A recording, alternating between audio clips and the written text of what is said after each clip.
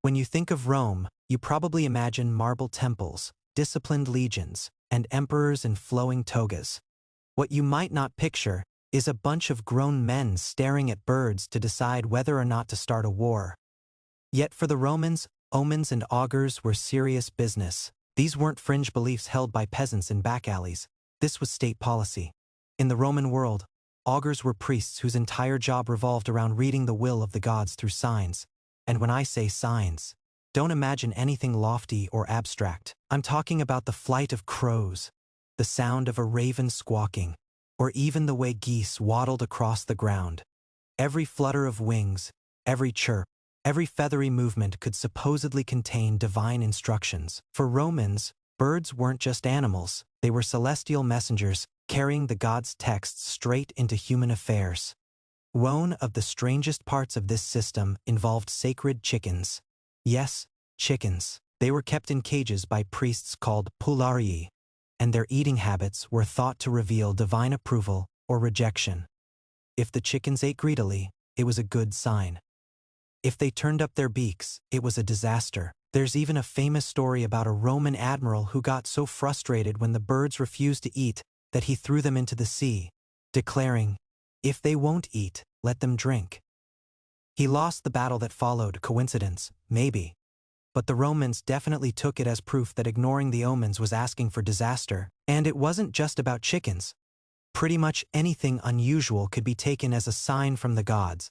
If lightning struck a building, that wasn't random weather.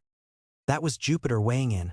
If someone tripped on their way to the Senate, the gods were clearly displeased. If a cow gave birth to a deformed calf, it was a bad omen for the whole community. Life in Rome was basically a giant puzzle, and the gods were thought to communicate through every piece. The crazy part is that these signs weren't just for individuals. They shaped the fate of the entire empire. Before generals could march their armies, before laws could be passed, the augurs had to check the omens. If the signs were bad, everything came to a halt. Imagine modern governments refusing to meet until someone had confirmed that pigeons were circling the right way around the Capitol dome. That was Rome. Now, being an augur wasn't just about spirituality, it was political. The augurs had real power. If you controlled the omens, you could essentially block legislation or military campaigns by declaring that the gods disapproved. It was like having a divine veto. Unsurprisingly, augurs were often wealthy, influential men who used their religious role to sway politics. Whether they truly believed in the signs or simply found them useful is anyone's guess. The average Roman, though, absolutely believed.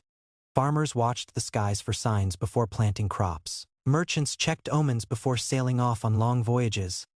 Soldiers prayed for good fortune before battle, often waiting for a signal that the gods were on their side. And if you ignored the omens, well, you were basically inviting the gods to smack you down with a well-placed thunderbolt. Of course, Romans weren't entirely helpless in the face of bad signs. They sometimes repeated rituals until they got the right answer, or they interpreted omens in more convenient ways. If the gods seemed to say no, there was always room to argue that maybe the message had been misunderstood. It's hard not to see the manipulation here, Romans believed, but they also bent the rules when it suited them. Looking back, it's easy to laugh at how much weight they placed on these signs. But if you lived in a world without science, where storms, plagues, and earthquakes seemed completely random, wouldn't you also look for patterns? Superstition offered a way to make sense of chaos. It gave Romans confidence, even if it was based on the sound of a raven croaking at sunrise. So while we remember Rome for its engineering, philosophy, and law, we shouldn't forget that behind the marble and discipline was a society obsessed with omens. In the end, some of the biggest decisions in Roman history weren't made in the Senate or on the battlefield, but in a cage where chickens pecked at their food. When you hear someone say, "That went sideways," it usually means something turned bad for the Romans. However, sideways wasn't just a figure of speech, it was practically a worldview. The left side, in particular, carried a reputation so unlucky that it influenced how they walked, how they fought, even how they dreamed. If life was a board game, landing on the left was the square you absolutely wanted to avoid. To understand this fear, you have to look at how Romans thought the gods communicated. Omens often came in the form of natural events, birds flying overhead, thunder rumbling in the distance, or some poor guy tripping on the way to the forum. But the direction these things happened in mattered. If something appeared on the right side, it was usually considered a good sign. If it happened on the left, that was basically the gods sending a cosmic don't do it message, right? Was fortune left was doom. This wasn't just an abstract superstition. It worked its way into daily life. Imagine you're a Roman farmer about to sow your crops. You glance up and see a flock of birds veering to the left. You might decide to hold off, thinking the gods were warning you that disaster was coming. Or you're about to set off on a sea voyage, and the first thing you hear is a raven croaking from your left side. Congratulations! You're now convinced Neptune is going to drown you. Better cancel the trip. Even the language reflected this bias. The Latin word for left was sinistra, which should sound familiar. It's where we get the word sinister. Meanwhile, the right side was dextra, linked to skill and favor. That linguistic baggage has stuck with us all the way to today. If you're right-handed, you're dexterous. If you're left-handed, you used to be branded unlucky, evil, or at the very least suspicious. So thank the Romans if you've ever been teased for writing with your left hand. In Roman military life, this superstition took on even more weight. Generals paid close attention to omens before leading troops into battle. If birds appeared on the left, soldiers might hesitate, convinced they were marching toward death. Leaders sometimes had to work extra hard to reassure their men that the gods were still on their side. And in some cases, entire campaigns were delayed because the omens pointed left instead of right. Imagine trying to explain that to your troops. Sorry lads, the gods don't like the angle of the pigeons today. We'll fight tomorrow. Dreams also played into this obsession. If you dreamed of something happening on your right side, it was taken as a positive sign. If the same dream happened on your left, you might wake up dreading the day ahead. It's hard to imagine living in a world where not just your waking life but your dreams were policed by which side of your body the action took place on. But here's where it gets tricky. Not every culture thought the left side was unlucky. The Greeks, for example, sometimes flipped the script and saw the left as favorable. Romans were well aware of this, and occasionally they twisted the interpretation to suit their needs. If an omen came on the left but they really wanted to go to war or pass a law, an augur might simply declare, well, in Greek tradition, this is actually a good sign. It was superstition with a loophole, and the Romans weren't shy about exploiting it. That's the thing about Roman superstitions. They believed passionately, but they also bent the rules when it was convenient. The gods were powerful, sure, but they were also negotiable. If you really needed to pass that law or sail that ship, suddenly, a bad omen from the left might be reinterpreted into something less threatening. And if it all went horribly wrong, well, clearly someone had misread the signs. Even in everyday social interactions, the left carried baggage. Meeting someone on your left was bad luck. Hearing strange noises from the left was ominous. Romans wore charms and performed little rituals to ward off the bad influence of the sinister side. It became so ingrained in their worldview that even today, long after the empire collapsed, echoes of it survive in our language and attitudes. So the next time you hear someone say something is sinister, or you notice how right-handedness is still considered the default, remember where it started. For the Romans, the left wasn't just a direction. It was a warning label slapped on life. And whether they were planting crops, commanding armies, or interpreting dreams, the fear of the left side loomed over every decision. In a world as unpredictable as theirs, superstition gave people a sense of control. It didn't always work, but at least it made them feel like the universe was sending signals. And if those signals happened to come from the left, well, you could always just pretend you were Greek. When you picture the mighty Roman army, you probably think of ironclad legionaries, gleaming shields, and generals barking orders across the battlefield. What you probably don't imagine is chickens. Yes, chickens. Believe it or not, some of Rome's most important military decisions were determined not by strategy, not by tactics, but by the eating habits of a few sacred birds. These weren't just any random barnyard animals. They were holy chickens, carefully kept by priests known as pulleri. The Romans believed these feathered oracles were directly connected to the gods, and their behavior could predict whether the gods approved of a military action.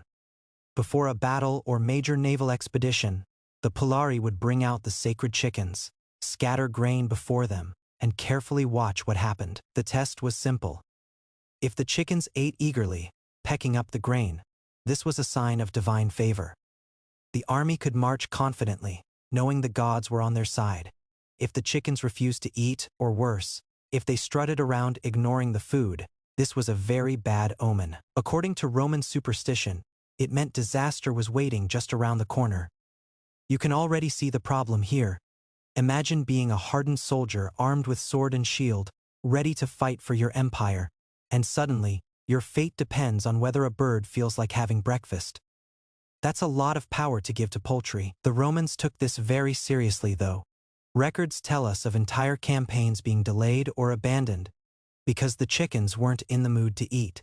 Soldiers and commanders alike respected the ritual, even if it meant waiting around while their feathery generals decided whether it was safe to fight.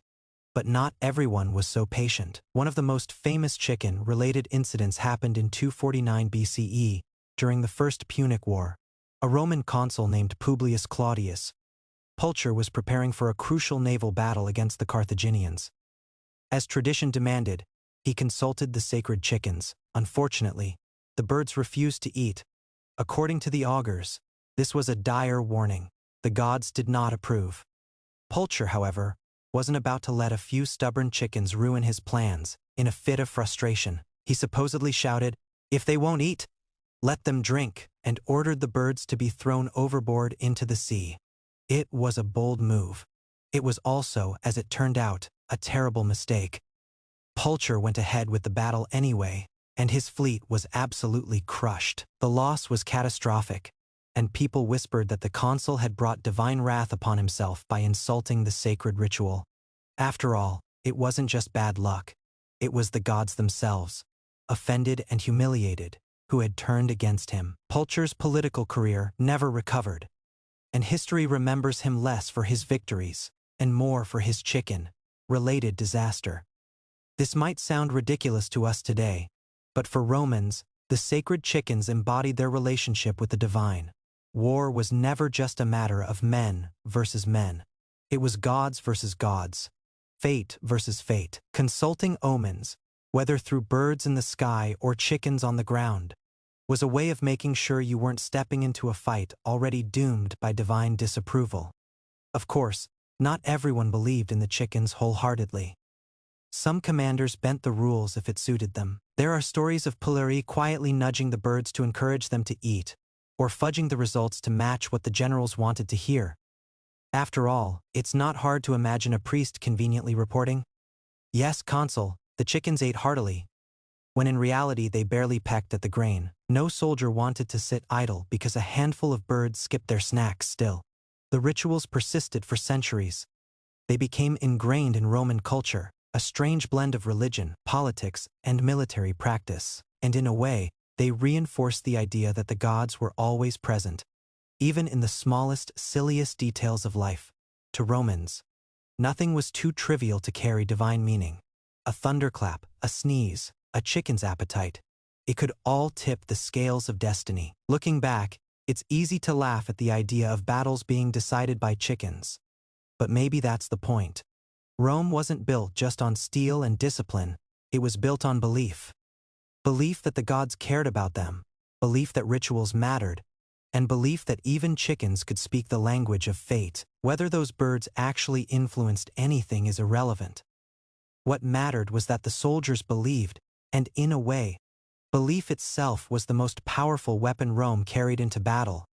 So the next time you see a chicken scratching at the dirt, imagine it deciding the fate of empires. For Rome, it wasn't a joke, it was deadly serious. And sometimes, as Pulcher learned the hard way, ignoring the gods' chickens was the quickest way to turn victory into disaster. If you ever feel like people today can be petty, just wait until you hear how the Romans handled grudges. Forget passive-aggressive comments. Forget subtweets. When a Roman wanted to get back at someone, they went straight to the underworld literally, and their weapon of choice, thin sheets of lead. These were called defixtions, or curse tablets. Imagine a flimsy little rectangle of lead, scratched over with tiny letters. On it, someone would inscribe a curse directed at their enemy. It could be a rival in love, a cheating business partner, a thief, or even a noisy neighbor. Once the words were written, the tablet would be folded up, pierced with nails, and buried underground, often in graves, wells, or temples, places thought to be doorways to the realm of the dead. The idea was simple. By burying the tablet in a place sacred to spirits, you were delivering your curse straight into the hands of supernatural enforcers. The dead, the gods of the underworld, or mysterious forces of magic, would then take up your case and torment the target on your behalf. And Romans didn't hold back. Some of the curses we've uncovered are shockingly vicious. Archaeologists have found tablets that read like venomous rants frozen in time.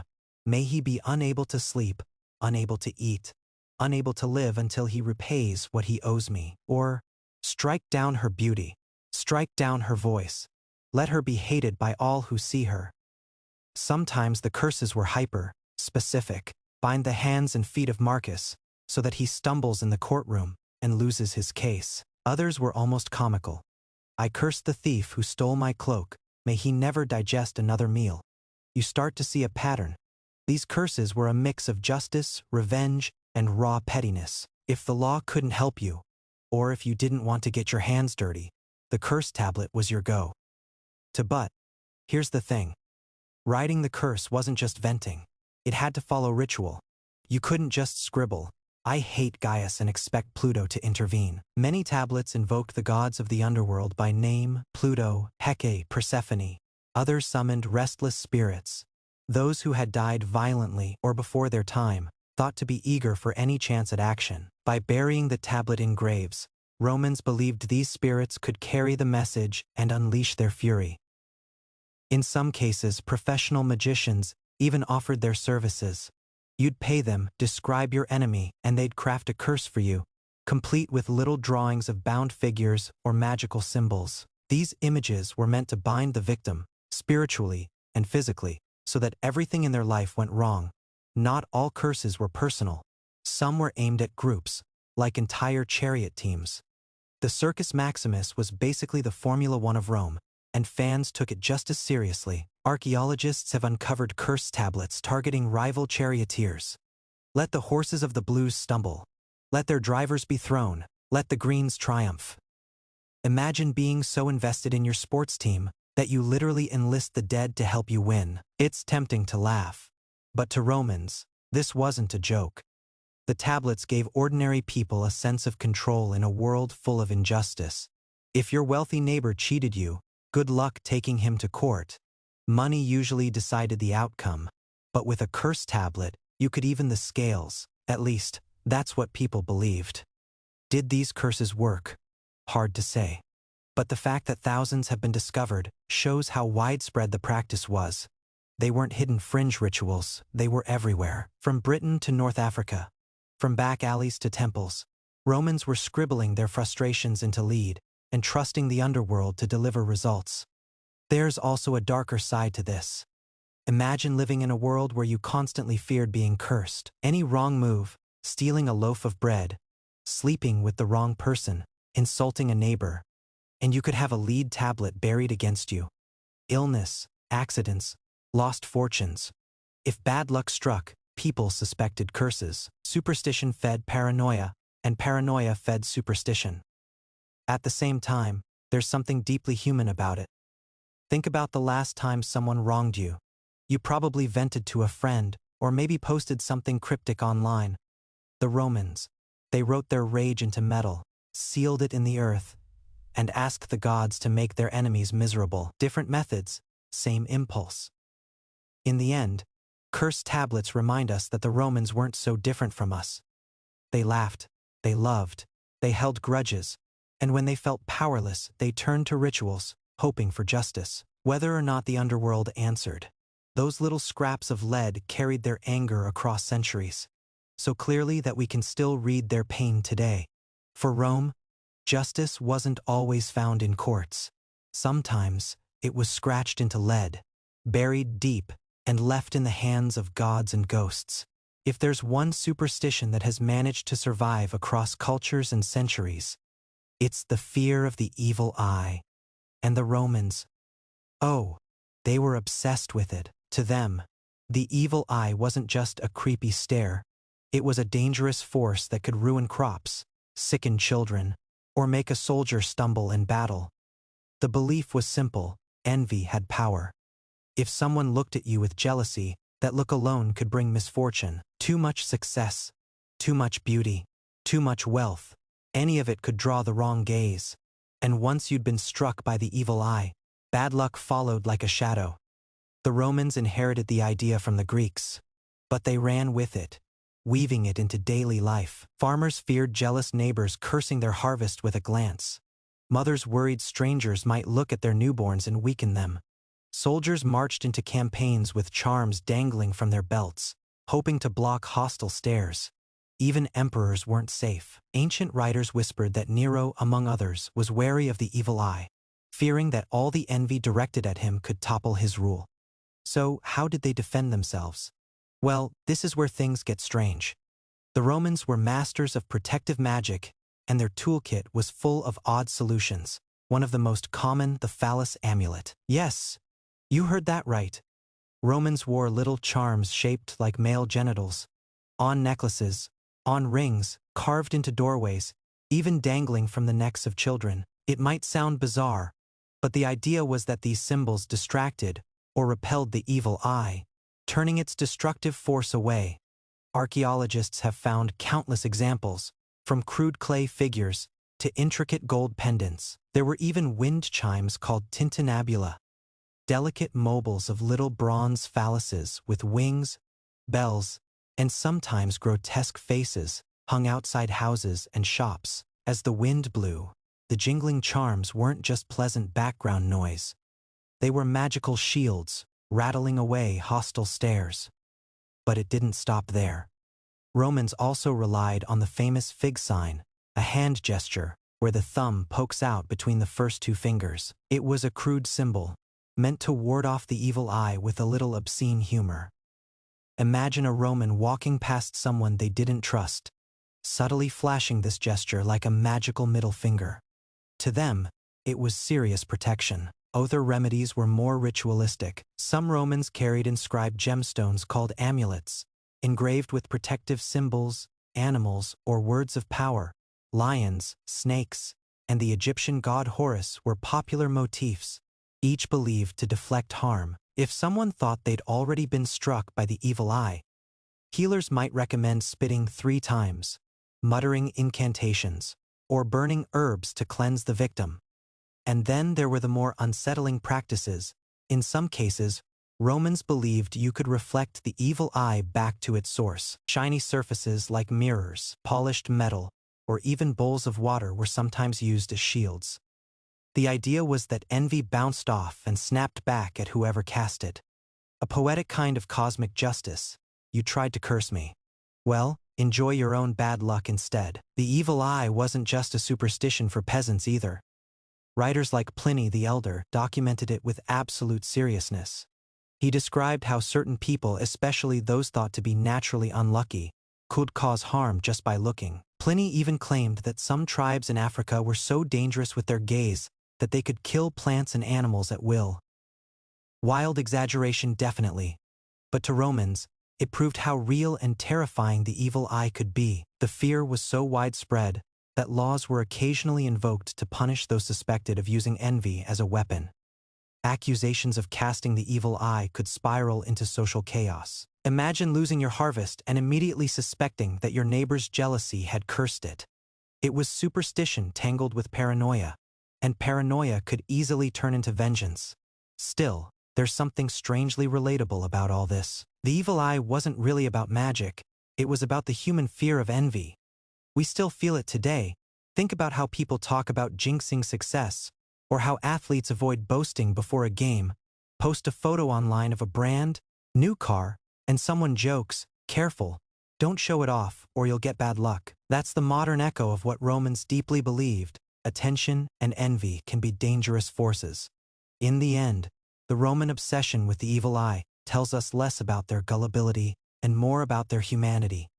They lived in a world full of uncertainty, disease, accidents, war. They couldn't control those things, but they could wear a charm, flash a hand sign, or hang a bronze wind chime. It gave them a sense of power against the invisible dangers lurking all around. So the next time you see an ancient Roman amulet shaped like something a little awkward, remember, it wasn't just decoration, it was protection. To them, the difference between good fortune and disaster might just depend on whether they'd remembered to guard against a jealous stare. For the Romans, life was a constant scavenger hunt for signs. Every sneeze, every flicker of a candle, every rustle of a bird's wings might carry a message from the gods. And unlike us, who might brush off a coincidence or superstition with a laugh, the Romans built their entire decision-making system around omens. To them, the universe wasn't random. It was chatty. You just had to know how to listen. One of the simplest and most widespread omens came from sneezing. Today, someone sneezes, and we say, "Bless you," out of habit. The Romans, though, thought sneezes were divine signals. A sneeze before a journey, bad sign, maybe postpone. A sneeze during a meeting could mean the gods were giving approval or warning, depending on which side you sneezed from. Left sneezes were usually bad, right sneezes, usually good. It might sound funny, but imagine the Senate delaying important decisions because someone's allergies acted up. The Romans also paid close attention to words spoken by accident. If someone slipped up and said something out of place, it might be taken as a message from beyond. For example, if you were about to leave for war and someone accidentally muttered something about blood or death, it wasn't just a slip of the tongue. It was a chilling omen. On the other hand, hearing a child say something about victory or safety might be taken as a good sign. Everyday chatter could suddenly become cosmic prophecy. Animals, of course, were major omen carriers. Birds especially. The flutter of wings overhead could make or break someone's confidence. Augurs, official Roman priests trained in divination, studied the flight patterns of birds to interpret what the gods wanted. Was the bird flying from left to right, or right to left? Did it swoop high or low? Even the type of bird mattered. An eagle meant power and triumph, while ravens might hint at death or misfortune. For ordinary Romans, spotting certain birds while going about daily business could feel like an invisible hand nudging their choices. But omens weren't just about birds. Dogs howling at night were a bad omen. Wolves appearing near towns could be terrifying messages of danger. Even mice nibbling on stored grain could be interpreted as the gods hinting at famine.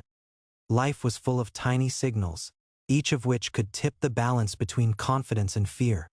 One of the most dramatic examples of everyday omens came from thunder and lightning. A sudden clap of thunder during a public speech wasn't just weather, it was the gods interrupting. In fact, there were rules that said if thunder rolled during certain political meetings, the assembly had to stop immediately. Imagine trying to pass a law, only to have the entire session cancelled because of a storm cloud in the distance. For the Romans, ignoring an omen wasn't just risky, it was reckless. A direct challenge to divine authority. Dreams, too, were everyday territory for omens. Ordinary people believed their dreams carried hints about the future, and so did emperors. Julius Caesar is said to have ignored warnings about his assassination. But plenty of sources claimed his wife Calpurnia dreamed of his death and tried to convince him to stay home. For Romans, the line between the subconscious and the supernatural was thin. If you dreamed of floods, fires, or strange creatures, it was a sign the gods were sending ahead. Up the sheer weight of superstition meant Romans lived with constant caution. A merchant about to open his shop might hesitate if he saw a crow flying the wrong way.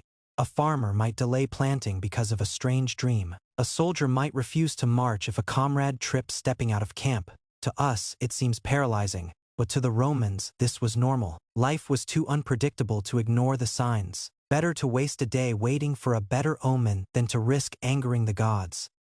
And what's fascinating is how social this system was. Omens weren't just personal, they shaped entire communities.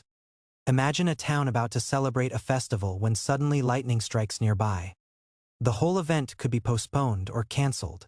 Leaders had to navigate not only politics but also superstition, constantly reassuring people that the gods were still on their side. The real genius of these daily omens is that they gave people a sense of control. When you can't predict the weather, disease, or war, you cling to whatever signals you can find. A sneeze, a bird, a sudden noise.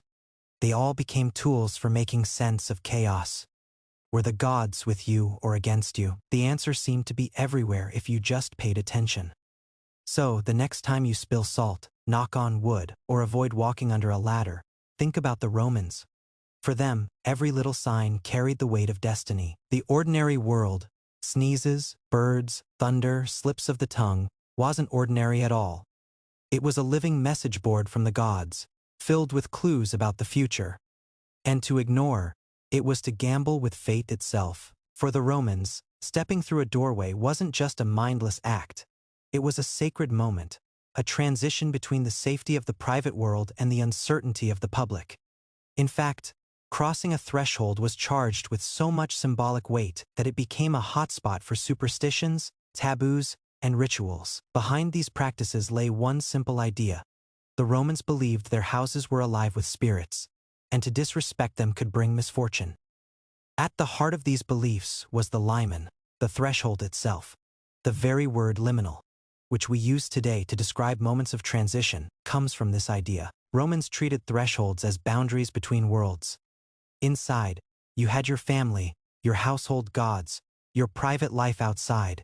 You faced strangers, danger, and the unpredictable flow of fortune. Crossing that invisible line required care.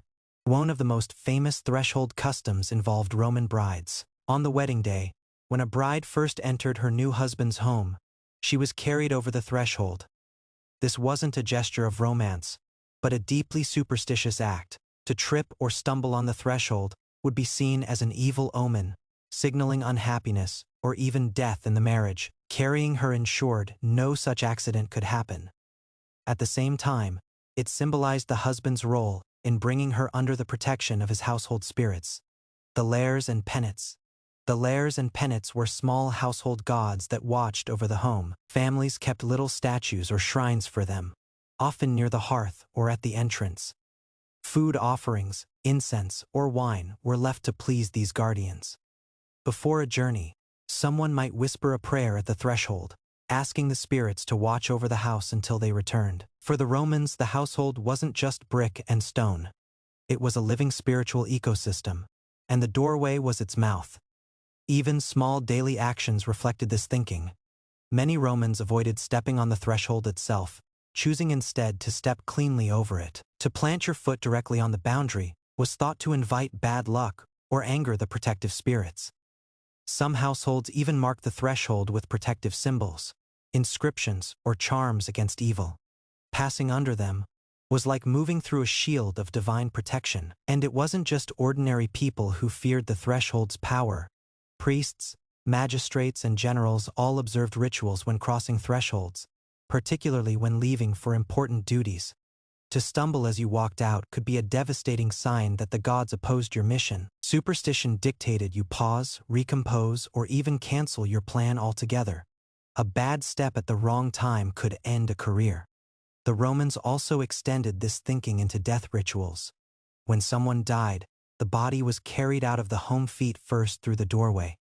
This wasn't just practical, it was symbolic. By leading the dead outward, they ensured the spirit would not linger and try to return inside. The threshold acted as a kind of one-way gate, keeping the realms of the living and the dead properly separated.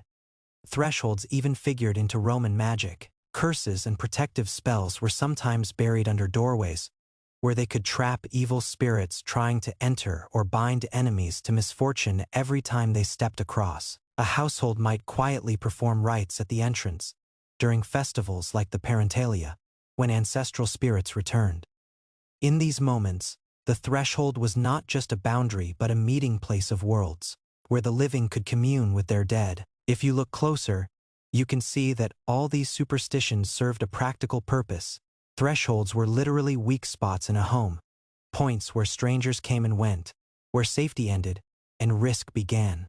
To load them with spiritual meaning was to reinforce vigilance. Carrying a bride prevented her from tripping. Avoiding a stumble before work encouraged mindfulness. By spiritualizing doorways, Romans gave everyday caution a divine weight. This obsession with thresholds also shows us how Romans thought about space. The home wasn't just architecture, it was sacred territory, with invisible guardians and hidden boundaries. To treat the threshold lightly was to ignore the fragile line that separated order from chaos. Today, we hardly think twice about walking through a doorway, but for the Romans, every step over a threshold was an act layered with unseen meaning. Was the household spirit watching? Would your journey be safe? Were you inviting blessings or misfortune? In the end, these rituals remind us that Roman superstition wasn't always grand or dramatic. Sometimes it was about the smallest acts, where you placed your foot, how you crossed a line, or whether you whispered a prayer before leaving home.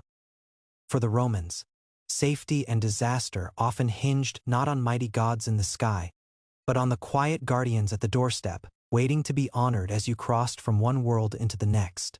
If you think leaving a nasty comment online is petty, wait until you meet the Romans. They had their own way of venting grudges, and it was far more creative and sinister. I'm talking about depictions, better known as curse tablets, thin sheets of lead, scratched with angry words, then buried in places where the gods, spirits, or even the dead were thought to listen. And one of the favorite drop-off points for these spiritual complaints: wells. Imagine lowering your bucket into a Roman well, only to find not just water, but a tightly folded piece of lead, etched with curses that read like the Yelp reviews of the underworld. These weren't polite prayers. They were vicious, direct, and often disturbingly specific. A curse tablet could demand that the gods rot your enemy's health, ruin their business, or twist their tongue in court.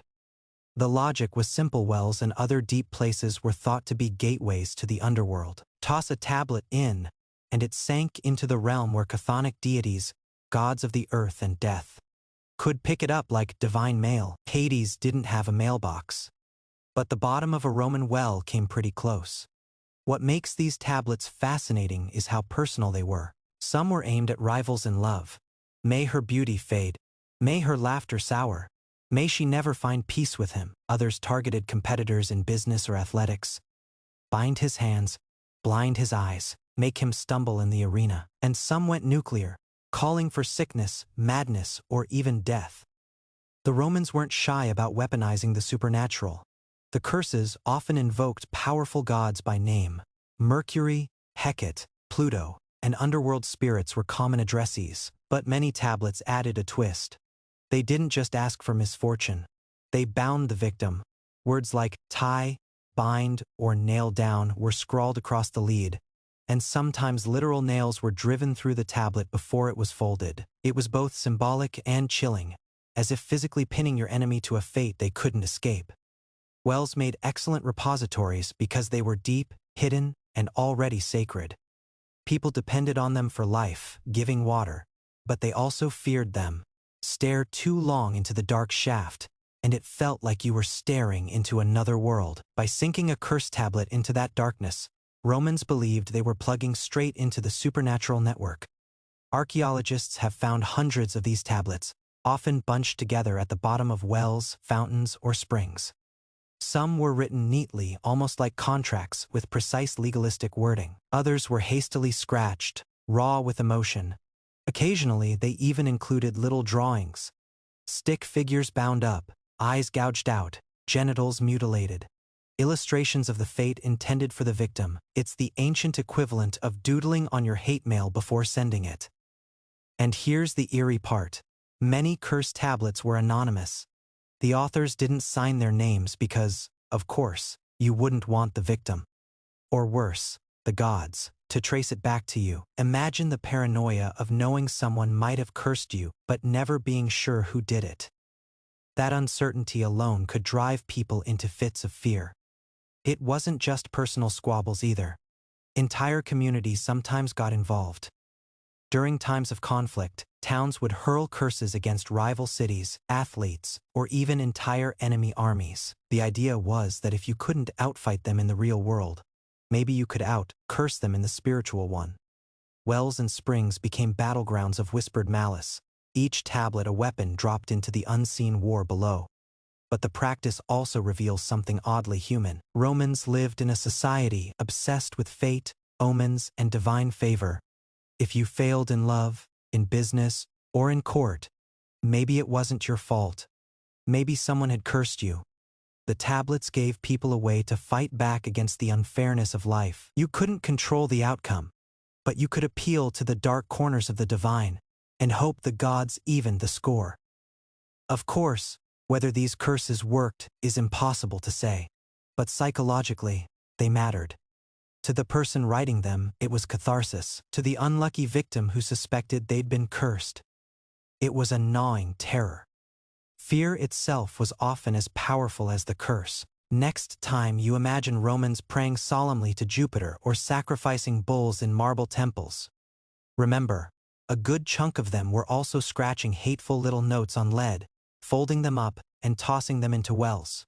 Not every prayer was noble. Some were nothing more than ancient hate mail, sinking into the dark, carried by hope and spite alike. So, the next time you drop a coin in a fountain and make a wish, think about the Romans. For them, the water didn't just carry dreams. It carried curses, venom, and the desperate pleas of people who believed their enemies deserved nothing but ruin. If you think knocking on wood is superstitious, the Romans would laugh, or maybe nervously spit 3 times over their shoulder, because in their world, nothing was more feared than the evil eye. One bad look, they believed, could twist your luck, sour your health, or even kill you. And the scariest part, anyone could cast it, often without meaning to. The evil eye wasn't a literal object. It was more like a curse delivered by a glance. If someone envied you, your wealth, your children, your new toga, they might overlook you, and that envy carried real, destructive energy. A baby admired too much might suddenly fall ill. A farmer's bountiful harvest could wither. A merchant bragging about his profits might see them vanish overnight. The Romans lived with this constant fear that fortune could turn sour the moment others looked too closely. But of course, humans are resourceful. Where there's fear, there's a market for protection. And in Rome, that meant amulets. From the humblest peasant to the most powerful senator, people clung to charms meant to ward off the evil eye. Some were carved from precious stones, some were cheap trinkets, but all carried the same promise: deflect the envy, break the curse, and keep misfortune away. The most famous of these charms was the fascinum. Yes, it's exactly what it sounds like. A phallus, often with wings, sometimes combined with bells or eyes. Romans wore them around their necks, hung them over doorways, or even painted them on walls. Imagine a society so terrified of bad vibes that flying genitals became sacred guardians. Strange as it sounds, it worked because the Romans believed laughter, obscenity, and shock had the power to repel evil. The more ridiculous the symbol, the more it confused or distracted malevolent forces. Children especially were decked out in protective charms. A popular one was the bulla, a locket filled with protective herbs or inscriptions, worn by Roman boys until they came of age. Girls, too, often carried pendants shaped like hands and special gestures, like the fig sign, which looked obscene but was believed to block harmful gazes. These amulets weren't optional fashion. They were considered essential armor, as real as a shield on the battlefield. And the fear wasn't limited to ordinary people. Emperors and generals weren't above superstition. The Emperor Augustus reportedly wore a seal stone carved with a sphinx, believed to protect against malign influence. Soldiers carried amulets into war, convinced that luck on the battlefield depended as much on charms as on swords. Even gladiators wore protective tokens, hoping to escape both blades and curses. The obsession with the evil eye also seeped into art and architecture. If you've ever seen Roman mosaics with a giant staring eye, often surrounded by animals or symbols, those weren't decorative accidents. They were apotropaic designs, visual shields meant to bounce the evil back onto whoever tried to cast it. In some towns, entire walls were painted with these watchful motifs. The Romans wanted to make sure that if someone came to admire or secretly envy their home, they'd be met with a supernatural counterattack. There was also ritual protection. Spitting, for example, was a common remedy. If you suspected someone had admired your baby a little too much, you might spit on the child, not in disgust, but to ward off the evil eye. Yes, Roman infants probably grew up slick with protective spit, and certain gestures, like the horn's hand sign, 2 fingers raised, were also believed to deflect curses. It's the ancestor of the gesture Italians still use today to ward off bad luck. The paranoia could get extreme. Some people avoided drawing attention to their successes altogether, afraid that showing off would invite a curse. Others performed small rituals before eating, drinking, or even traveling, making sure envy couldn't creep in. It's easy to laugh at now, but in a society where survival was fragile, any misfortune, an illness, a failed crop, an accident, needed an explanation. Blaming the evil eye gave people a reason for the chaos, and amulets gave them a sense of control. But there's a darker layer to this superstition. Fear of the evil eye could lead to suspicion and scapegoating. If your child fell sick, or your fortune collapsed, who gave you the eye? Was it the neighbor who always seemed jealous? The merchant who scowled at you? Maybe even your own relatives? In a world already full of gods, spirits, and omens, the evil eye added another invisible threat that could divide communities with whispers and accusations. Yet, despite the anxiety, the Romans leaned into humor as their weapon. The winged phalluses dangling in marketplaces, the obscene graffiti carved on walls, the silly charms. It was their way of laughing at fear. By making the protective symbols shocking or absurd, they believed they robbed evil of its power. It's superstition wrapped in comedy, a reminder that even in ancient Rome, people fought their fears with creativity as much as with faith. So while we hang lucky charms or avoid walking under ladders, the Romans hung magical genitals and spit on their kids. Different times, same need, to guard against the envy of others and to believe, however irrationally, that a simple object could keep misfortune at bay. For the Romans, a storm was never just a storm.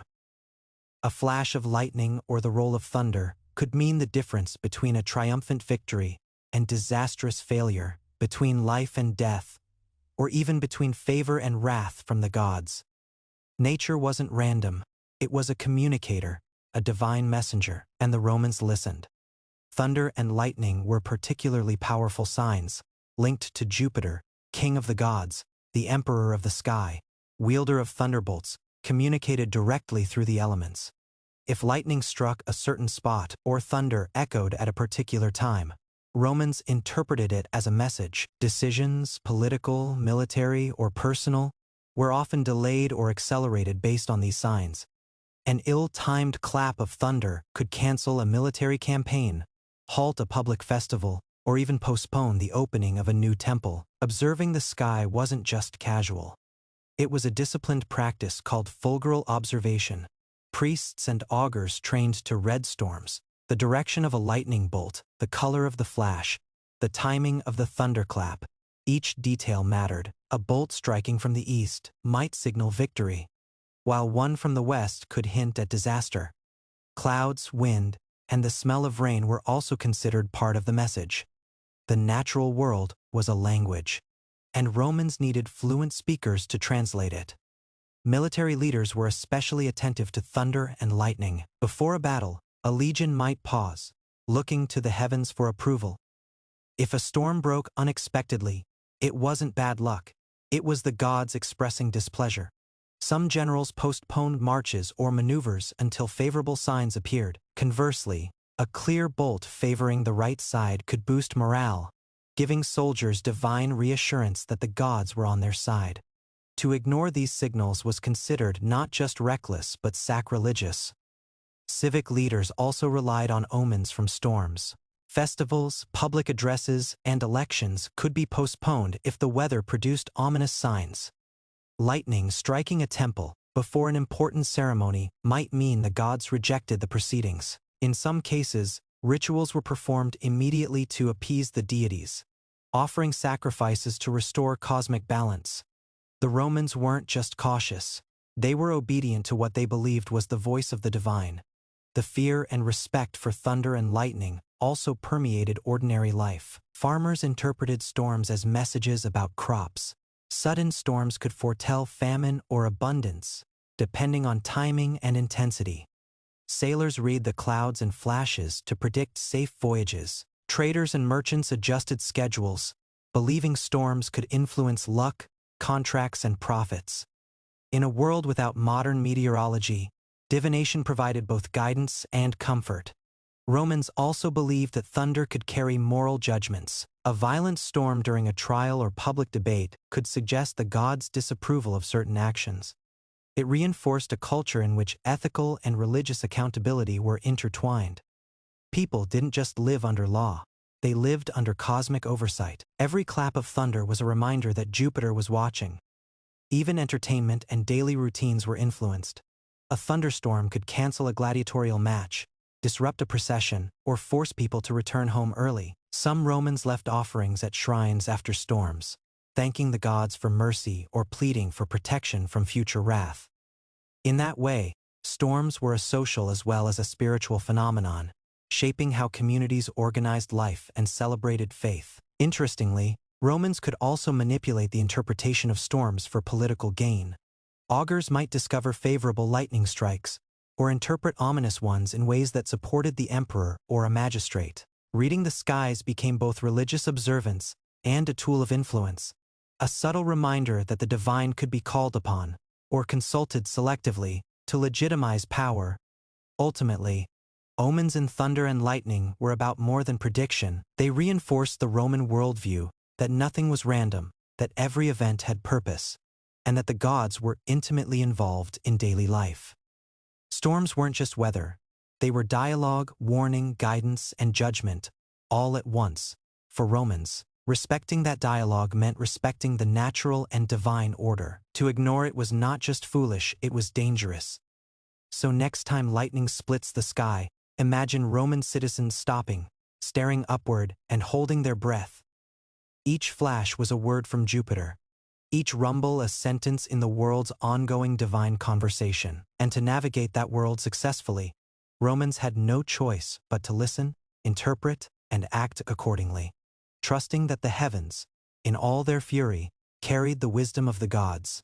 To the average Roman, the marketplace was more than just a place to buy bread, wine, or olives. It was a crossroads of commerce, gossip, and most importantly, spiritual danger. Every transaction, every glance, every unexpected noise could be read as a sign from the gods. Superstitions weren't confined to temples or battlefields. They thrived in the hustle and bustle of the forum, where merchants, customers, and pickpockets collided in a swirl of money and omen. Merchants were particularly attentive to signs. A dropped coin could foretell loss.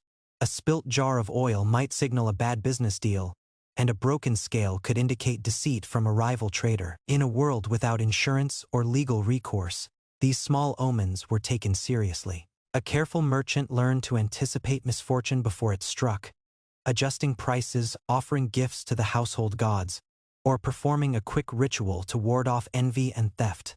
Some superstitions were downright bizarre. For example, Romans believed that sneezes in the marketplace could carry messages from the divine. A sneeze before a sale could mean success or failure depending on the timing and who sneezed. People might pause, scratch their heads, and interpret the tiny bodily convulsion as the gods weighing in on the transaction. Even a stranger's gaze could be dangerous. The evil eye wasn't limited to homes or families. It followed people into the crowded streets, prompting merchants to wear amulets, hang charms on stalls, or carry protective symbols in pockets. Animals in the market were also interpreted for omens. A dog barking near your stall could indicate theft. A cat crossing your path might mean bad luck, and birds perching on rooftops could signal fortune or misfortune. Romans trained themselves to observe these small signs constantly, combining instinct with ritual. For merchants whose livelihoods depended on reputation and timing, ignoring these signals wasn't an option.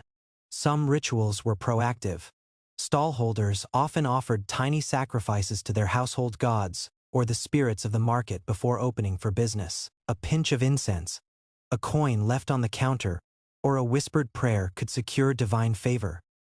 Certain markets had communal altars, where all the merchants would contribute offerings, creating a shared sense of protection and spiritual insurance. The ritualized acts weren't just for superstition, they reinforced social bonds and created order amidst the chaos of daily trade. Oddly, Superstition also dictated how goods were displayed. Certain items were arranged to deflect envy or evil spirits. Livestock might face a particular direction, and fruit was often stacked in patterns meant to attract good luck. In some markets, merchants inscribed small protective signs on crates or jars, knowing that a visual charm could keep trouble at bay. A subtle act of magic or superstition could be as important as the quality of the goods themselves. The marketplace was also a place for informal divination. Customers would interpret patterns in coins, the way flames flickered in lamps, or even the sequence of sounds in the busy streets. A cautious shopper might pause if an omen seemed threatening, or ask a local augur to read the signs before committing to a purchase. In essence, the market functioned as a small, constantly shifting stage for human interaction under divine scrutiny.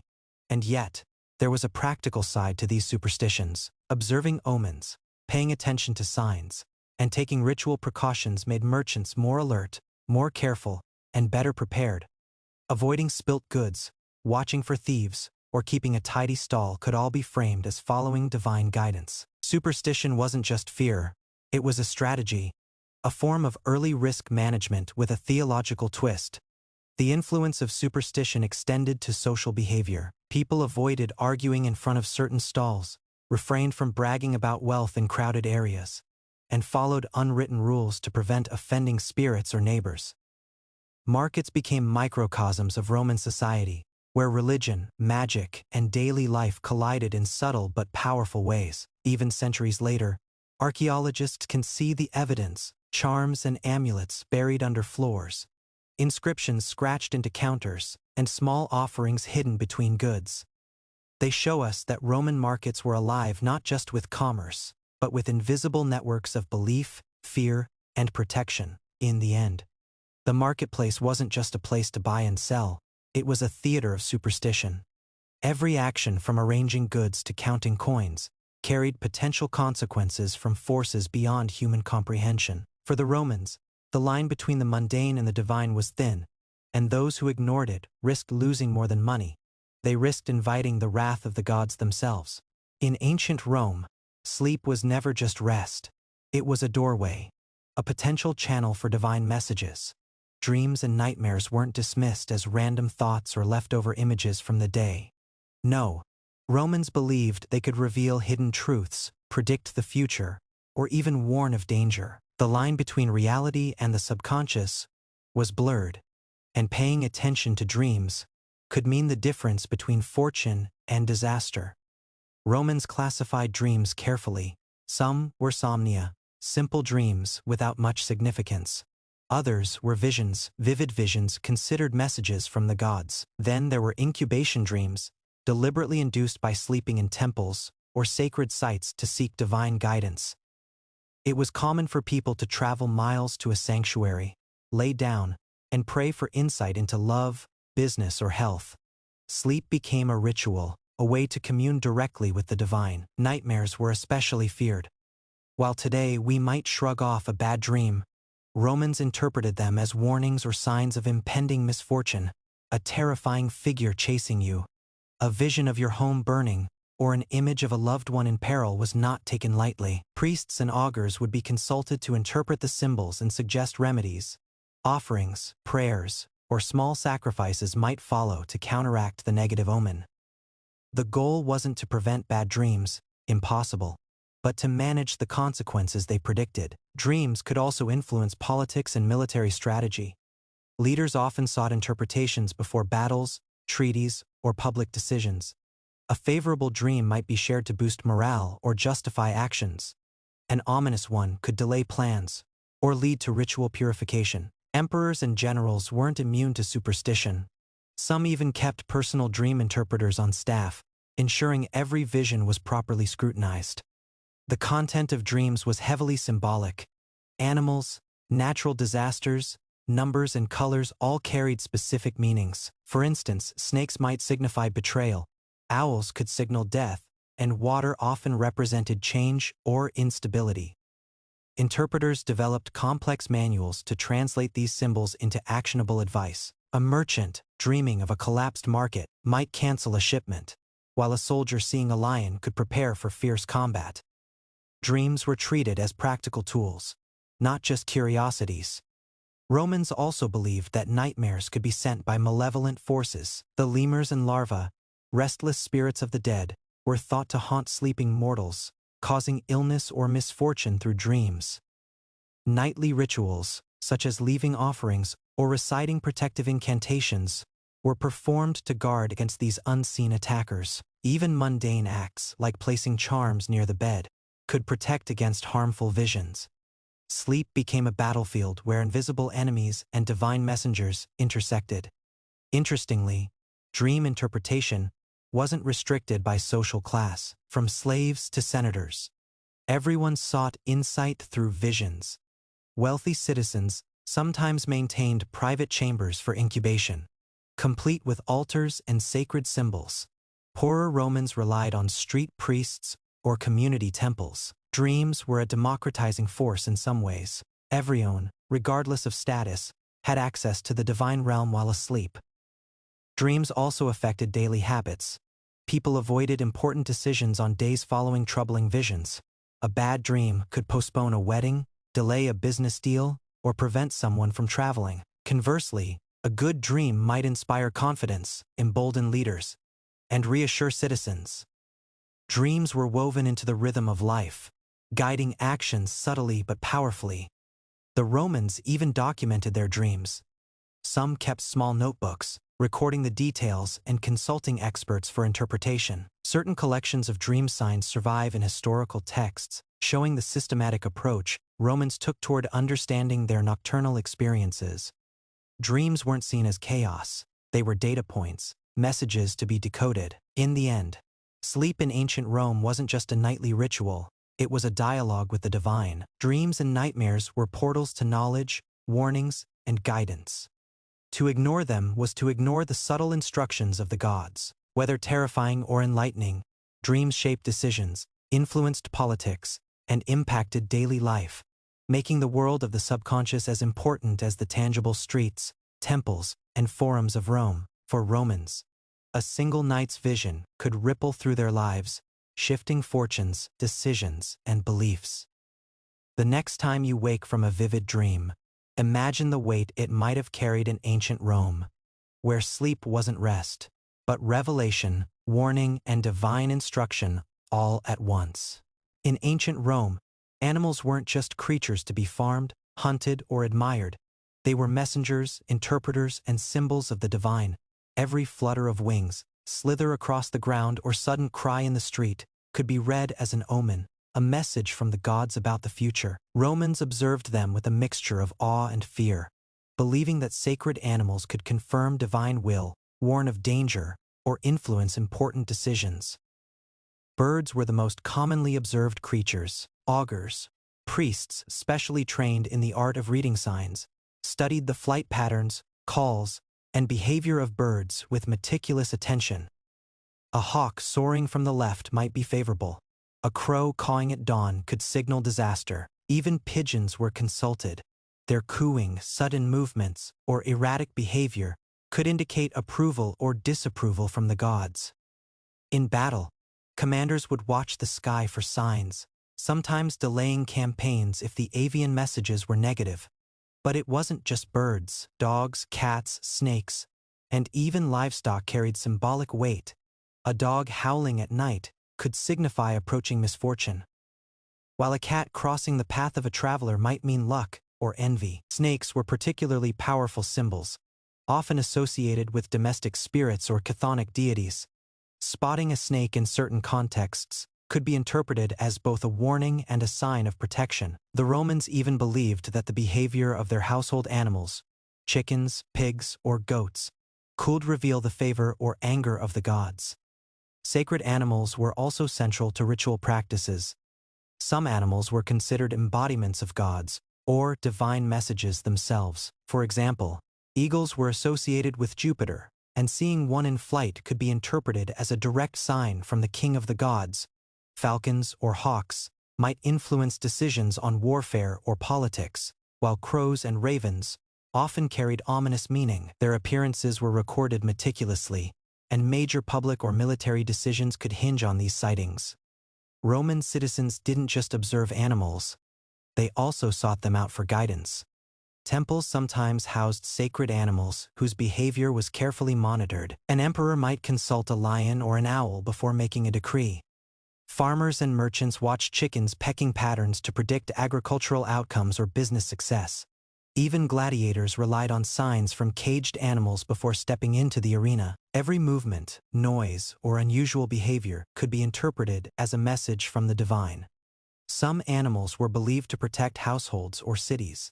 Wolves, snakes, and other creatures could embody guardianship, and Romans took care not to harm them. Killing a sacred animal accidentally could invite disaster, while preserving or honoring it could bring protection and fortune. Communities sometimes constructed shrines or small altars near habitats of revered animals, ensuring that human and divine worlds coexisted harmoniously. Omens from animals extended to public events as well.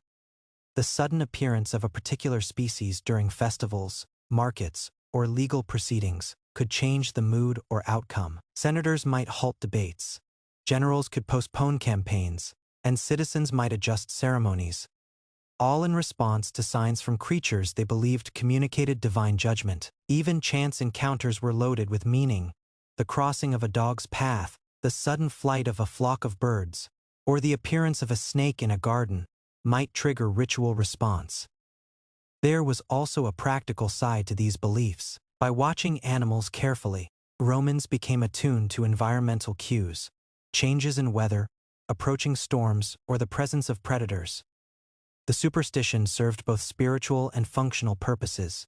It kept them alert and observant, making them sensitive to the rhythms of nature. Ultimately, sacred animals in Rome were more than superstition. They were a language. Each movement, sound, or gesture carried significance, providing insight, warning, or guidance.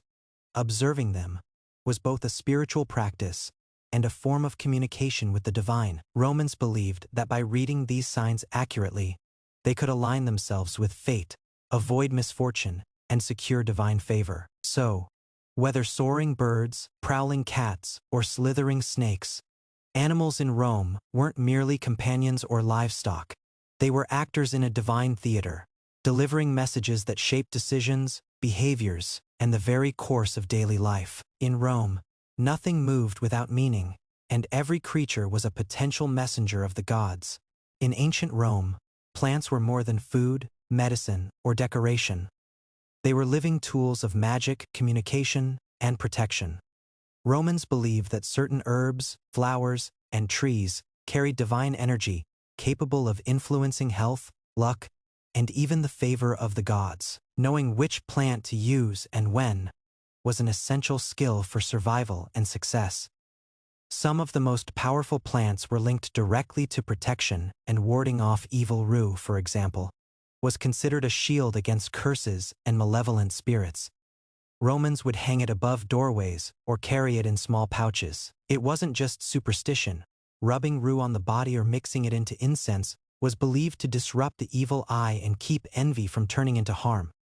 Similarly, vervain was associated with purification and divine favor. Sprigs of it were tucked into homes, used in rituals, and offered in sacrifices to maintain spiritual balance. Other plants had more practical, but still mystical uses. Garlic, well known for its strong odor, was believed to repel not just pests but also harmful spirits. Soldiers sometimes wore garlic necklaces or rubbed it on their bodies before battle to protect themselves. Bay leaves, often associated with Apollo, were used in divination. Burning bay could help interpret dreams or signals from the gods, while wreaths of laurel leaves marked victories and divine favor. The Romans saw these plants as conduits to the sacred, bridging the human and divine worlds. Trees were equally important. The sacred oak, linked to Jupiter, was considered a powerful omen. Lightning striking an oak could confirm divine approval or warning. Certain groves were off-limits, believed to house spirits or minor gods. Cutting branches from these trees without permission was considered sacrilege and could bring misfortune. Conversely, planting or tending to sacred trees was seen as a way to invite protection and prosperity. Flowers also carried symbolic and magical meaning. Roses, violets, and lilies weren't just decorative. They were used in love spells, protective charms, and household rituals. A bouquet placed on a threshold might safeguard a home, while petals scattered during a festival could attract good fortune. Romans believed that flowers responded to human intention, care, reverence, and proper ritual enhanced their mystical properties, while neglect could diminish their potency. Herbs were particularly versatile. Mint, fennel, and thyme were used for both culinary and magical purposes. A pinch of mint might flavor a dish and ensure the household's health. Fennel stalks could protect animals and children. Thyme was often burned as incense to drive away malevolent spirits. Every garden became a miniature laboratory of power, where human knowledge and divine influence intersected. Some rituals combined plants with symbols, charms, and spoken words. A small wreath of rue and vervain, tied with a colored ribbon, could be hung above a door while reciting a protective phrase. Herbs were added to oils, sprinkled on thresholds, or mixed into drinks to ward off illness or attract fortune. Romans treated plants as living participants in magic, believing that their inherent properties, combined with intention, created real-world effects. The Romans also recorded these practices. Ancient texts describe detailed instructions for harvesting, preparing, and using plants at specific times under certain celestial conditions. Timing was crucial. A plant picked under a full moon might have more potent magical energy, while the same herb collected at noon could be ineffective. Knowledge of these cycles was passed down through families and professional practitioners, creating a sophisticated system of botanical magic. Even ordinary Romans engaged in plant-based rituals daily, carrying small sprigs, placing herbs in cooking pots, or planting flowers in certain patterns, were all believed to influence luck and well-being. A farmer's garden, a merchant's stall, and a soldier's camp were all infused with botanical magic, subtly shaping daily life through belief and tradition. In Rome, plants were alive with meaning. They protected, healed, predicted, and blessed. The Romans didn't just consume nature, they communicated with it, cultivated it, and trusted in its mystical powers. Herbs and trees weren't passive background. They were allies, sentinels, and channels of divine energy. So, in a Roman household, a single sprig of rue or a wreath of laurel wasn't decoration. It was an act of faith, a protective charm, and a connection to the invisible forces guiding their world. In Rome, magic was as ordinary as planting a garden, and every plant had the potential to speak to the gods. For Romans, festivals weren't just parties. They were carefully orchestrated performances designed to communicate with the divine, ensure protection, and maintain social harmony. Superstition wasn't separate from celebration.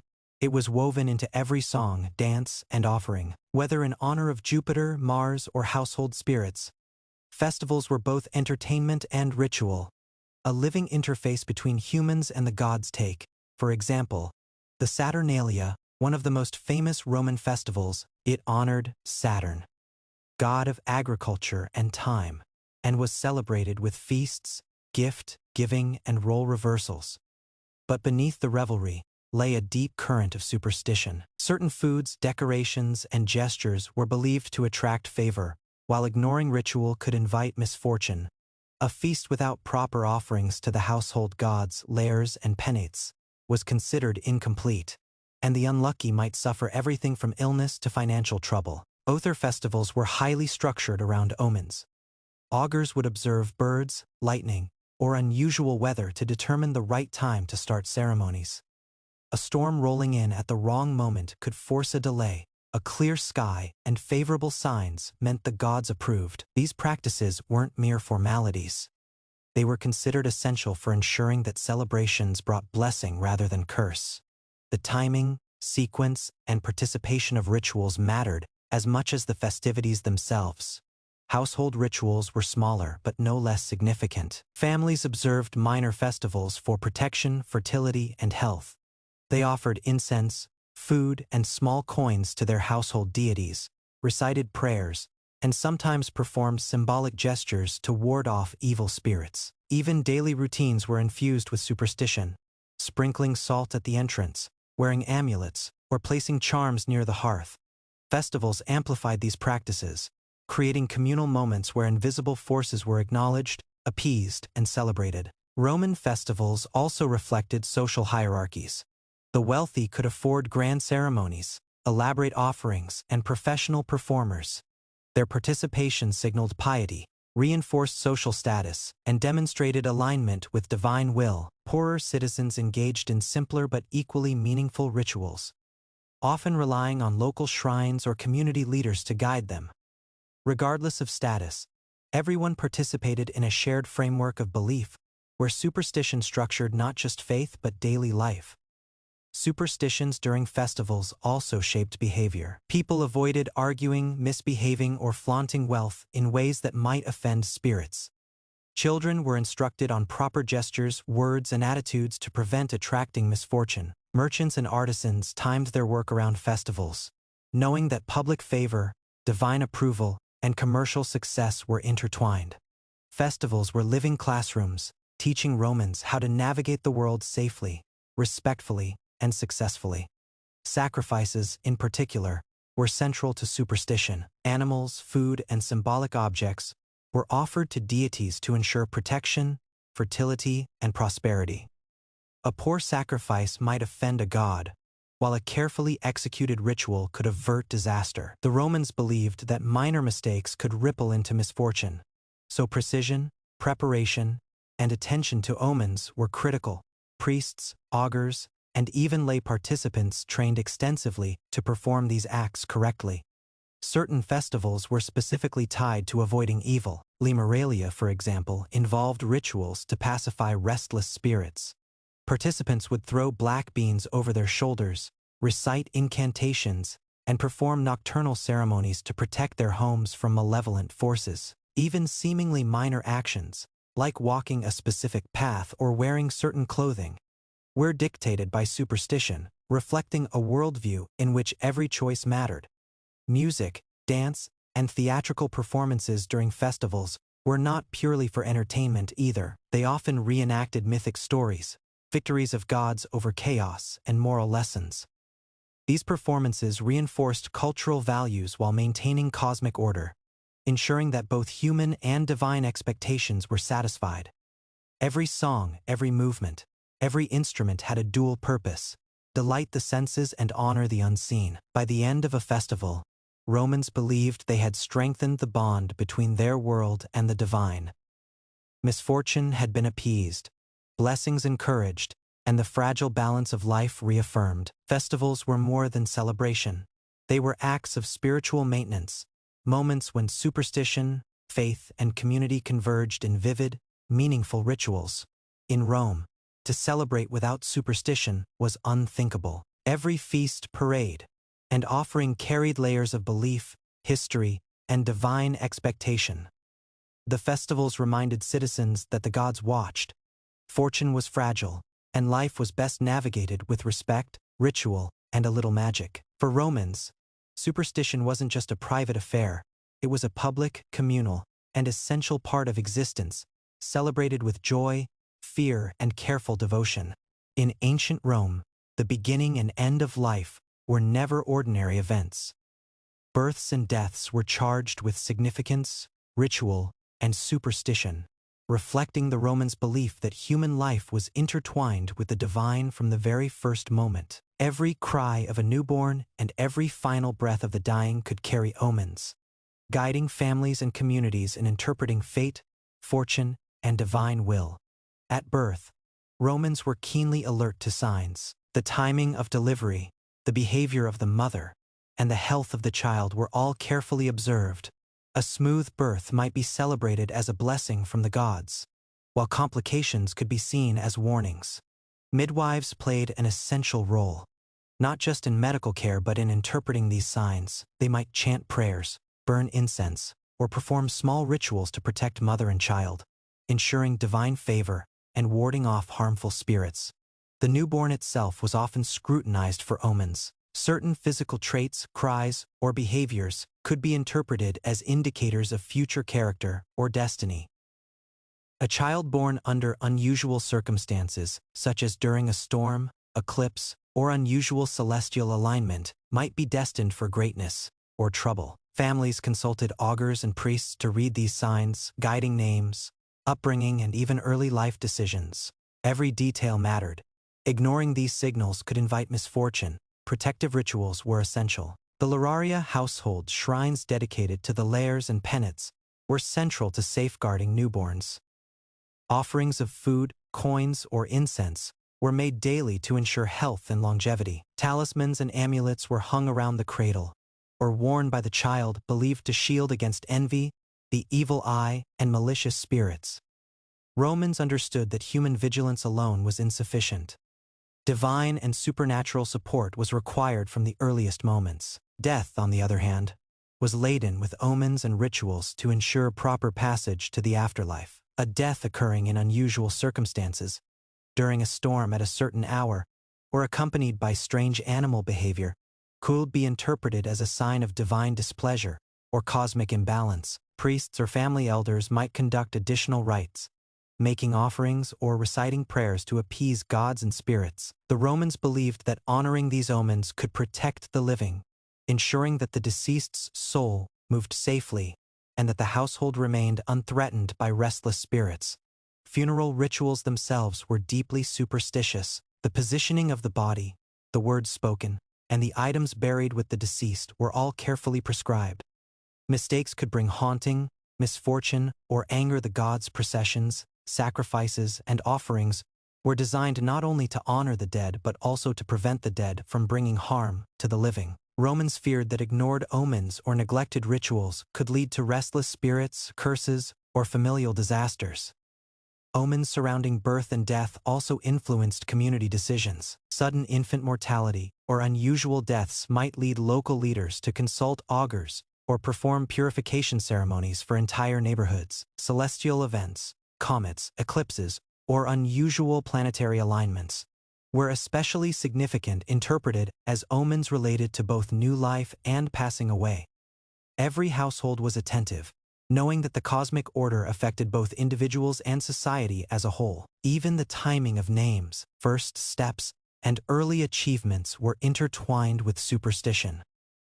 Birth dates were sometimes linked to favorable stars or auspicious days, guiding future education, career, or social roles. Similarly, mourning periods, burial timing, and ceremonial acts after death were dictated by both tradition and superstition, reflecting the Romans' understanding that the boundaries between life, death, and the divine were delicate and sacred. In essence, Romans navigated the extremes of life through ritual, observation, and interpretation. Births were celebrations and omens. Deaths were warnings and opportunities for ritualized intervention. Superstition provided structure, meaning, and protection in moments that were otherwise unpredictable and emotionally overwhelming. Through these practices, Romans reinforced a worldview where divine forces were present at every stage of life. From the first cry of a baby to the final breath of the dying, the supernatural guided decisions, shaped behavior, and infused ordinary life with sacred significance. In Rome, the beginnings and endings of life were never mundane. They were messages, warnings, and divine conversations demanding attention, respect, and action. In ancient Rome, superstition wasn't limited to dreams, animals, or celestial signs. The Romans also believed in the tangible power of curses, hexes, and spells. These weren't abstract concepts. They were deliberate acts meant to influence reality, protect interests, or harm rivals. From whispered words to inscribed tablets, curses could carry real fear, social consequence, and psychological weight. Curses were often employed in legal, personal, or political contexts. A business rival might hire a professional magic worker to ensure their competition failed, while a betrayed lover could seek revenge through ritualized hexes. Wealthy citizens, soldiers, and even emperors occasionally resorted to these methods when conventional solutions seemed insufficient. Superstition dictated that words, symbols, and ritual could shape outcomes beyond human control, invoking unseen forces to tip the scales. The most common medium for a curse was the defixio, or curse tablet. Thin sheets of lead were inscribed with the target's name, specific instructions, and sometimes the desired outcome, winning a court case, injuring a rival, or causing a lost battle. The tablets were then folded, nailed, or thrown into sacred places, such as wells, graves, or temples, where divine forces or spirits were believed to activate them. These weren't casual notes, they were carefully composed instruments of supernatural intent. Curses often employed symbolic actions to strengthen their effect. Objects might be bound, tied, or pierced to represent the target, while words were repeated to reinforce the magical connection. Inscriptions sometimes invoked specific deities, spirits, or infernal powers. The Romans believed that by performing these rituals correctly, they could transfer misfortune directly to the intended person, bypassing normal human influence. Hexes were closely tied to fear. The threat of a curse could be as powerful as the curse itself. Public knowledge that someone had been cursed could lead to anxiety, paranoia, or social isolation, which often produced the exact outcome intended by the practitioner. Superstition and belief amplified the effectiveness of these rituals, demonstrating the psychological, as well as spiritual impact of Roman magic. Magic wasn't always harmful. Protective spells, charms, and talismans were considered a positive counterpart to curses. Household spirits, gods, and personal amulets were invoked to shield individuals from harm, counteract rival hexes, or ward off malevolent influences. The duality of magic offense and defense permeated Roman life, blending superstition, practical caution, and social strategy. Curses weren't limited to humans either. Enemies of the state could face symbolic ritual attacks, while animals, objects, or even buildings could be targeted to weaken rivals or enforce social norms. The belief in maleficum, harmful magic, was so strong that laws were enacted against excessive or publicly dangerous use of curses. Even the Senate took them seriously when politics intersected with magic. Interestingly, superstition dictated that the efficacy of a curse depended not just on the ritual itself, but also on timing, location, and intent. Lunar phases, festival days, and sacred spaces all mattered. A poorly timed or incorrectly performed ritual could backfire, bringing misfortune to the practitioner. This attention to detail highlights how deeply superstition was embedded in Roman culture and how it structured even the darkest aspects of life. The psychological impact of curses cannot be overstated. Knowledge that one might be cursed could induce stress, paranoia, or even illness. Effects the Romans attributed to supernatural forces. The rituals and beliefs surrounding curses acted as a social and psychological control, reinforcing respect for divine order, social hierarchy, and moral behavior.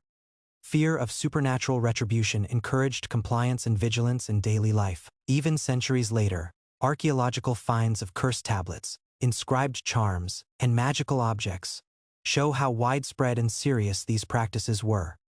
The Romans treated curses as real, potent, and meaningful instruments in human affairs. Superstition wasn't optional.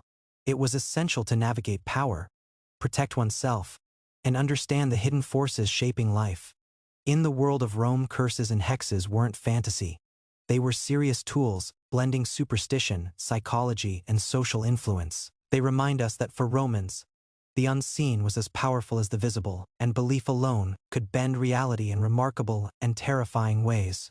In ancient Rome, eating wasn't just about nourishment. It was a ritual fraught with superstition.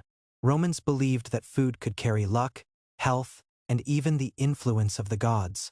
Certain foods were avoided, others consumed with specific rituals, and the timing and preparation of meals were carefully observed. To eat incorrectly, or to ignore these customs, could invite misfortune. Some foods were considered inherently unlucky. For example, black beans were associated with the dead and the underworld. They were avoided in celebrations or daily meals when no spiritual purpose was intended, as consuming them at the wrong time could attract bad spirits. Conversely, during rituals like the Limeralia, black beans were deliberately used to appease restless souls. Timing mattered as much as the food itself. Eggs, a symbol of life and fertility, could be risky under certain circumstances. Romans sometimes believed that eating eggs during moments of transition, like moving to a new house or during pregnancy, might bring misfortune if not accompanied by a protective ritual. Eggs had to be prepared with care, offered to household gods, or consumed with the right words to ensure they conveyed blessing rather than chaos. Certain meats were also taboo. Eating meat from animals that had died naturally, rather than being properly sacrificed, was believed to invite disease or anger the gods. Even freshly killed animals had to be consumed according to ritual or auspicious timing.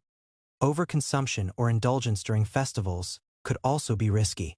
Romans believed gluttony might attract spiritual imbalance or weaken divine favor. Vegetables and fruits had their own superstitions. Fennel and garlic, for example, were believed to ward off evil when eaten in moderation.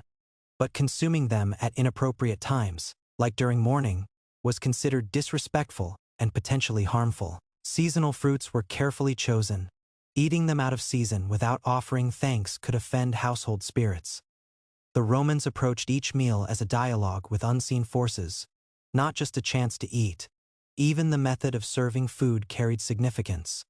Meals were arranged with attention to symbolism. Salt was sprinkled for protection. Bread was broken in a certain way, and wine was poured with specific gestures to invite favor. Dropping food accidentally wasn't trivial. It could signal bad luck, and corrective rituals were performed to restore harmony. Tables were microcosms of the cosmos, with every item carefully placed to maintain balance and respect. Romans also believed in the influence of omens related to animals and food. Fish with unusual markings, birds that flapped erratically, or meat from an animal with a strange birthmark could indicate a warning. Preparing or consuming these foods without attention to ritual was considered risky. Priests and household elders often advised on the proper interpretation and response. Ritual offerings were integral to avoiding misfortune. Before meals, small portions were often set aside for household gods, spirits, or ancestors. Ignoring this practice could bring illness, financial loss, or domestic disputes. Even communal meals like banquets included rituals that ensured collective well-being and divine favor. Superstition structured not only individual behavior but also social harmony. In essence, Romans understood food as more than fuel. It was a medium of communication with gods, spirits, and fate itself. Eating the wrong thing at the wrong time was dangerous. Eating the right thing with proper attention and ritual reinforced protection, luck, and health. Superstition elevated every meal into a spiritual act, linking daily life to the unseen forces that governed their world. By following these customs, Romans felt they could navigate uncertainty, avoid misfortune, and align themselves with divine favor. Food wasn't just survival. It was power, protection, and connection to the cosmos. What you ate, how you ate it, and when you ate it, were all messages to the gods, the spirits, and the universe itself. In Rome, ignoring these warnings wasn't just folly. It was risky business. For the average Roman, superstition wasn't limited to temples, festivals, or battles. It permeated every aspect of daily life. From the moment they woke to the time they went to sleep, Romans interpreted events, behaviors, and natural phenomena as signs from the divine. Superstition structured routines, guided decisions, and shaped how Romans understood the world around them. Morning rituals often included small but meaningful acts. Many citizens sprinkled water on thresholds, recited brief prayers, or carried protective charms before leaving the house. These gestures were intended to ward off evil spirits, secure safe travels, and ensure a productive day. Even mundane activities, like leaving the house or walking through a market, were considered opportunities for omens.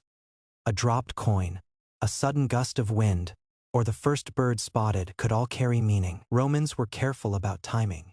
Certain hours were considered more auspicious than others for conducting business, attending court, or embarking on journeys.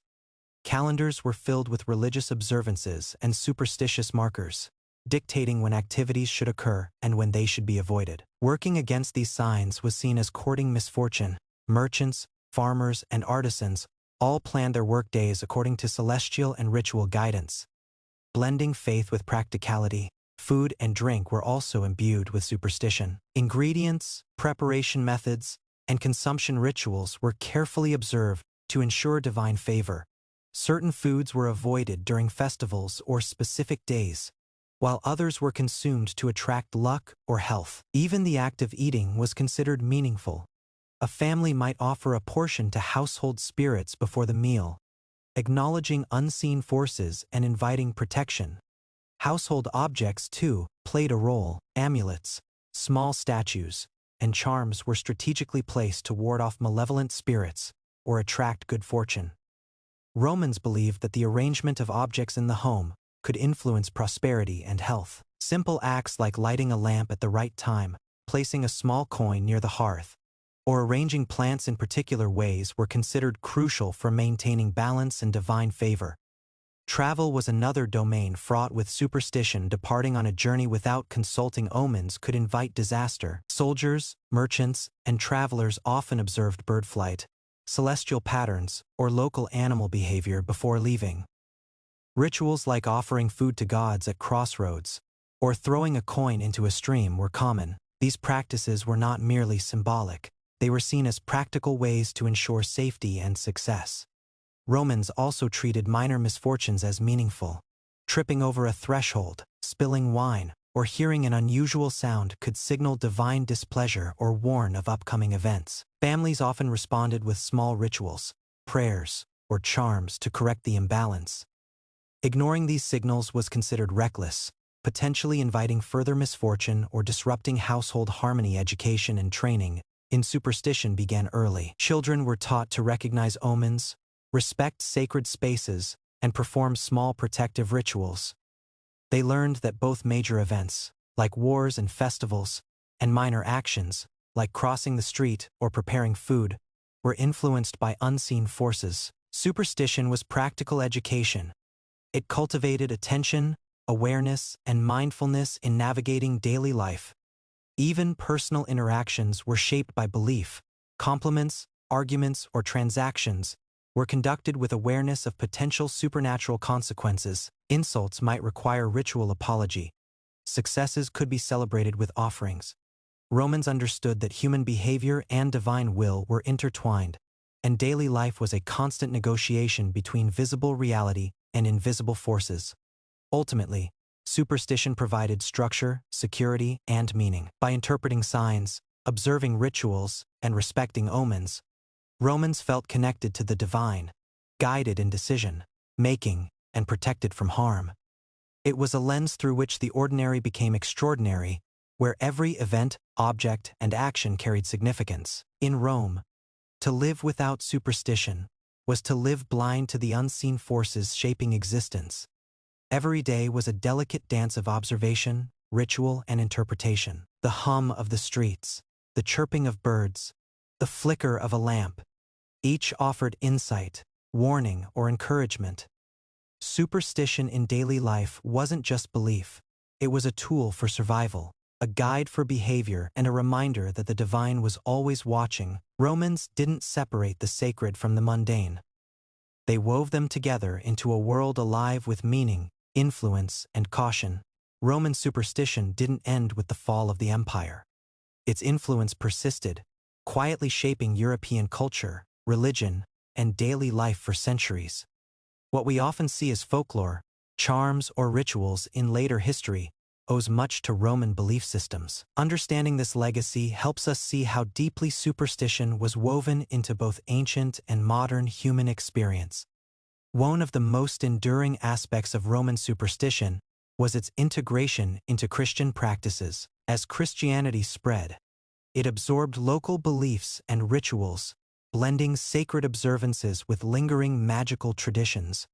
Holy water, the use of amulets, blessings of houses, and the timing of religious festivals often mirrored Roman practices. The ancient reliance on omens, protective charms, and ritualized behavior didn't disappear. It was transformed, reinterpreted within a new spiritual framework. Even in secular life, echoes of Roman superstition persisted. Farmers continued to consult celestial events for planting and harvesting. Travelers and merchants carried charms or performed small rituals before journeys.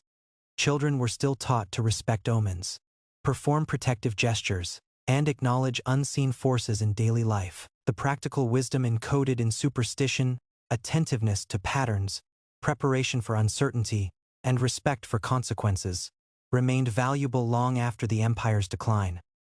Many European festivals have roots in Roman superstition. Seasonal celebrations, processions, and symbolic offerings often trace back to Roman festivals designed to honor gods, attract divine favor, or ward off evil. Elements such as fire, water, and symbolic foods continued to be used to protect households, ensure fertility, or guarantee prosperity. Even seemingly trivial customs, like knocking on wood or avoiding certain unlucky days, reflect an ancient mindset inherited from Roman culture. Superstition also influenced governance and law. Medieval courts, for instance, sometimes relied on oaths, divination, or trial by ordeal, a practice rooted in the idea that supernatural forces would reveal truth and justice. While these methods evolved over time, their philosophical foundation was distinctly Roman, that unseen powers actively influenced human affairs, and understanding or appealing to these forces could guide decision, making the psychological impact of superstition so central in Roman life. Also endured. Fear of unseen forces, caution in daily routines, and attention to seemingly minor details were all strategies learned from centuries of ritualized belief. By structuring behavior around superstition, humans gained a sense of control over uncertainty, turning the unpredictable into something manageable, interpretable, and navigable. Archaeology continues to reveal how widespread and organized Roman superstition was, and its echoes in later European culture are evident. Amulets, inscriptions, household shrines, and ritual artifacts demonstrate a civilization deeply engaged with invisible forces. These objects were not relics of ignorance. They were part of a coherent worldview where divine favor, luck, and spiritual alignment were essential for survival and success. Even today, Roman superstition subtly shapes modern life. Concepts like lucky charms, protective symbols, and omens in daily decisions, whether personal, professional, or ceremonial, reflect ancient practices. While the gods and spirits may no longer command attention, the human desire to understand, influence, and prepare for uncertainty remains. In essence, superstition is an enduring human tool, and its Roman expression laid the groundwork for centuries of cultural adaptation. The Romans' belief in omens, rituals, and protective magic reminds us that superstition is more than irrational fear. It is an attempt to navigate the unknown, manage risk, and connect with forces beyond comprehension. From festivals to household charms, from military omens to personal routines, superstition structured life in ways that were practical, psychological, and deeply cultural. In the end, Roman superstition was not a curiosity of the past. It was a foundational element of human thought. Its influence extends beyond archaeology and history books. It lives in our rituals, habits, and even our fears. What the Romans understood, centuries before us, is that life is uncertain, and humans naturally seek signs, protection, and guidance from the invisible world. Superstition, in their eyes, wasn't just belief. It was survival, strategy, and the invisible thread connecting humanity to the divine. Roman superstition may have evolved, transformed, and merged with other traditions over time, but its principles remain. Observe carefully, respect the unseen, prepare for uncertainty. These lessons, encoded in rituals, omens, and charms, continue to echo, proving that what the Romans believed was never truly lost. It simply adapted, survived, and shaped the way we approach the unknown even today.